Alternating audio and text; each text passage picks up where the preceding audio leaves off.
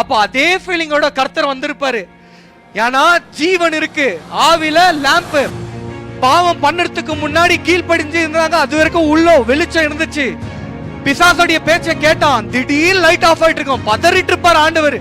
இன்னைக்கு எப்படி ஒருவேளை உங்க ரிலேஷனோ உங்க மனைவியோ ஆட்டோல வந்துட்டே இருக்காங்க, ஓலால ட்ராக் பண்ணிட்டே இருக்க, ஓலால ட்ராக் பண்ணி திடீர்னு ஆட்டோ வேற டைரக்ஷன்ல போயிடுது. லைவ் லொகேஷன் ஷேர் பண்ணிருப்பாங்க, திடீர்னு அந்த லொகேஷன் வேற எங்கே போகுது, பதற மாட்டேங்க. என்னடா ஆட்டோ ஏன் வீட்டு சைடு வரணும், நம்ம வீட்டு சைடு எங்கேயோ போறாங்களே, அவங்களுக்கு ரூட்டே தெரியாதுன்னு வச்சுக்கோங்க. பதறுவோமா பதற மாட்டோமா? பயந்துட்டு இருப்போம்.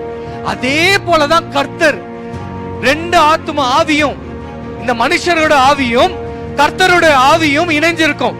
ஜிபிஎஸ் சிக்னல் போல டிங், ஆதாம் ஏவாள் உயிரோட இருக்க, உயிரோட இருக்க, உயிரோட இருக்க, வெளிச்சம் தெரியுது, வெளிச்சம் தெரியுது. கையில உள்ளங்கையில வரைஞ்சிருக்கலாம் சொல்லியிருக்க, கையில பார்த்துனே இருப்பாரு, வெளிச்சம் தெரிஞ்சுட்டே இருக்கான். ஆதாம் ஏவாள், ஆதாம் ஏவாள், ஆதாம் ஏவாள். அது பாவம் பண்ண உடனே கையில இருந்து மறைஞ்சிட்டு இருப்பாங்க. அந்த ஒளி டோட்டலா போயிட்டு இருக்கும். அப்படியே ஷாக் ஆயிட்டு ஓடி வந்திருப்பாரு, எனக்கு தெரிஞ்சு பதறி வந்திருப்பாரு. சவுண்ட் சத்தத்தை கேட்டு வந்தாங்களாம். அப்ப அவர் வரும்போதே சத்தத்தை கூட்டி தான் வருவாரா? நம்மள மாதிரி பெருமை உள்ளவரா? பதறி இருப்பாரு. ஆதாம் எங்க